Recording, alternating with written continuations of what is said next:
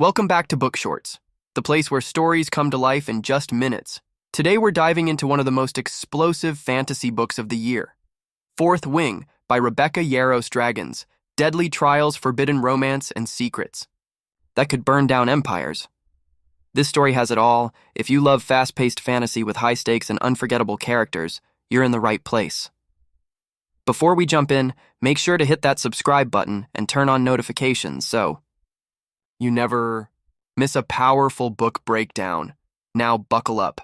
This isn't just another fantasy story. This is war and only the strong survive. Let's get into Fourth Wing. In a world where dragon riders are the elite and survival is the price of greatness, one fragile girl is thrown into the deadliest game of all. Fourth Wing by Rebecca Yarros opens its wings and soars through a brutal and intoxicating story of ambition, loyalty, and fire-breathing stakes. Get ready to dive into a world where dragons choose their riders and failure means death. This is not just another fantasy tale. This is war. And no one is safe, especially Violet Sorrengail. Violet has spent her entire life preparing to be a scribe, quiet, bookish, observant. Her bones are brittle and her body is frail, the result of a chronic condition that's made her life a delicate balance between survival and solitude. She's smart, cunning, and strategic, everything you'd want in someone who works behind the scenes, recording history rather than shaping it. But Violet doesn't get that choice. Not when her mother is General Sorrengail, the commanding officer of the Basgiath War College and one of the most ruthless leaders in all of Navarre. Her mother decides Violet won't be a scribe. She's going to be a rider. And in the world of Basgiath, that's a death sentence. Riders are not scholars. They are warriors. They train with blades, fly dragons, and fight in a war that has raged for generations against outside forces threatening their borders. Only a small percentage of applicants survive the brutal selection process, and even fewer make it to the graduation line. Violet is thrown into a world of violence, power, and pain, where classmates will literally kill each other during training. It's a brutal system that rewards strength and punishes weakness. And Violet has always been weak. From the moment she enters the Riders Quadrant, Violet knows she has to play smarter than anyone else. She's not the strongest, she's not the fastest, but she's observant, she's clever, and most of all, she's not ready to die.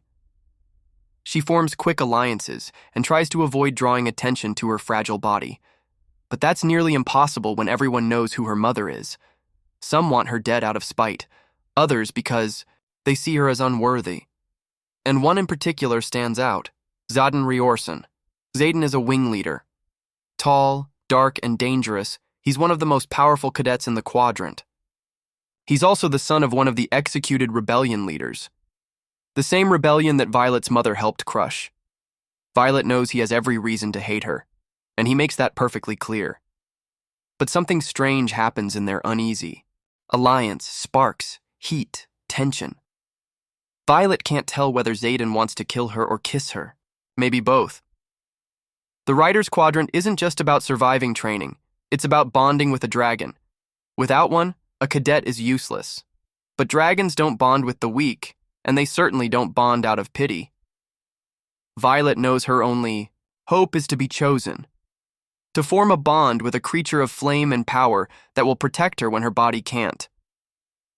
Everyone thinks she'll die before threshing, the day when cadets face the dragons and hope for a bond. But Violet defies the odds.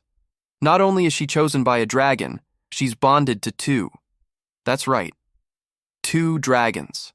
An extremely rare and dangerous occurrence. Her primary dragon is Tern, a powerful and ancient black dragon known for his ruthlessness and unmatched strength. The second is Andarna, a smaller golden dragon with mysterious powers. Suddenly, Violet isn't just surviving, she's becoming something extraordinary, but that power comes at a cost. With her bond to Tern, Violet gains magic. Each rider develops a signet power based on their dragon bond. Violet's power is lightning. Raw, deadly energy that surges through her veins. She struggles to control it, especially when emotions are high or threats are near. Her connection with Andarna complicates things further, as the younger dragon introduces abilities never before seen in the quadrant.